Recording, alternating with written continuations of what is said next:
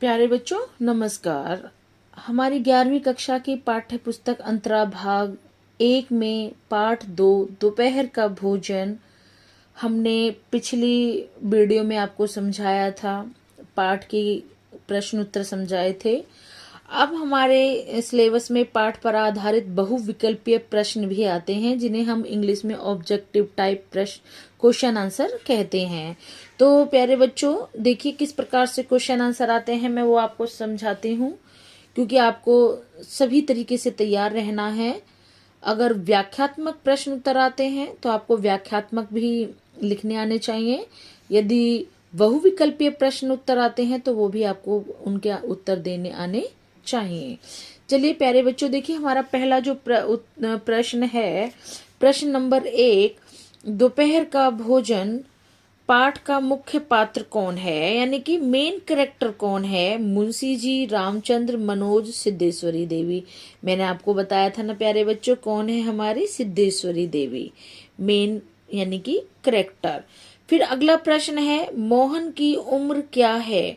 आपको 3 भाई हैं, तीनों भाइयों की उम्र के बारे में मैंने बताया था।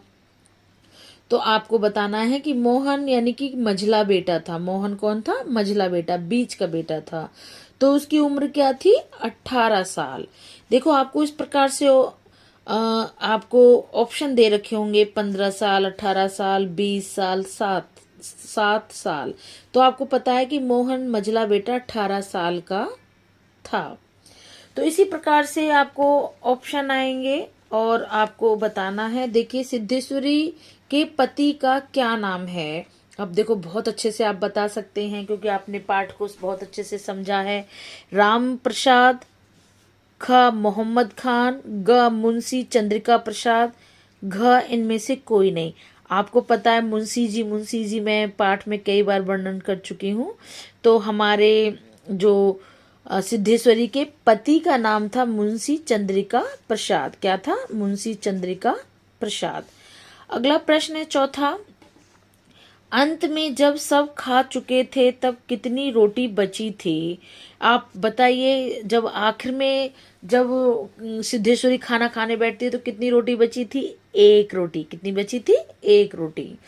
तो देखिए आपका उत्तर, देखिए उत्तर में आपको इस प्रकार से क, ख, ग, घ ये आपको ऑप्शन दे रखे होंगे। क 2 रोटी, ख 4 रोटी, ग 1 रोटी, घ 1 भी नहीं, लेकिन 1 रोटी बची थी। देखो हमारा उत्तर है 1 रोटी। देखिए अब हमारा जो अगला प्रश्न है, अंत में सिद्धेश्वरी के अलावा और कौन बचा था जिसने खाना नहीं खाया था? देखो कहानी अगर आपने प्यार बहुत अच्छे से समझिए तो हर प्रश्न का उत्तर दे पाएंगे। सिद्धेश्वरी के अलावा उसका छोटा बेटा प्रमोद बचा था जिसने खाना नहीं खाया था।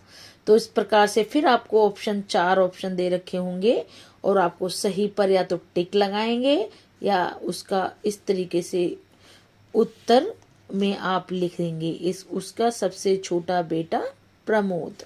अब अगला हमारा प्रश्न है छठा प्रश्न, कि सिद्धेश्वरी के खाते समय आंसू टपकना कैसी व्यथा को दर्शाता है? यानी कि जब वो खाना खा रही है तो जब आंसू टपक रहे हैं तो ये क्या व्यथा है? अमीरी की, गरीबी की, दोनों की, या इनमें से कोई नहीं? तो हमारे प्यारे बच्चों ये गरीबी को दर्शाता है। जब गरीबी की वजह से ही तो सिद्धेश्वरी देवी भूखी पेट होती है और आधी रोटी खाती है और उसका बेटा भी भूखा होता है। तो ये क्या है? गरीबी। हमारा अगला प्रश्न है 7वां, मुंशी चंद्रिका प्रसाद ने रोटी के स्थान पर खाने के लिए क्या मांगा?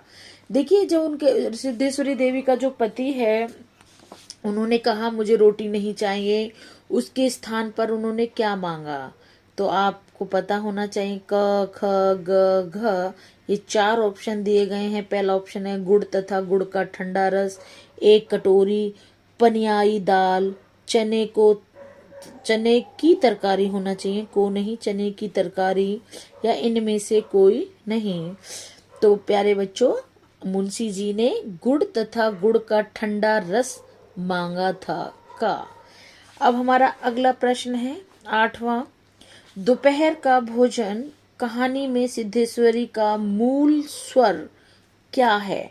मूल स्वर क्या है? यानी कि क, ख, ग, घ। क वर्ग संघर्ष, ख अपनी नाकामियों के विरुद्ध संघर्ष, ग समाज में व्यापक आर्थिक विषमता, घ शोषण के विरुद्ध संघर्ष। तो हमारा इसका उत्तर है प्यारे बच्चों क, यानी कि वर्ग संघर्ष। अगला प्रश्न है 9वां। जब मोहन खा रहा था तब घर में कौन प्रवेश करता है?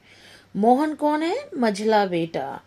तो क रामचंद्र, ख मेहमान, ग पड़ोसी, घ मुंशी चंद्रिका जी। यानी कि मोहन के पिता मुंशी चंद्रिका जी घर में प्रवेश कर रहे थे। हमारा अंतिम प्रश्न है 10वां प्रश्न। रामचंद्र क्या काम करता है? तो आपको बताना है कि रामचंद्र क्या काम करता है। मैकेनिक का, प्रूफ रीडिंग का, ड्राइवर का, अध्यापन का। तो आपने पढ़ा होगा प्यारे बच्चों ख प्रूफ रीडिंग का।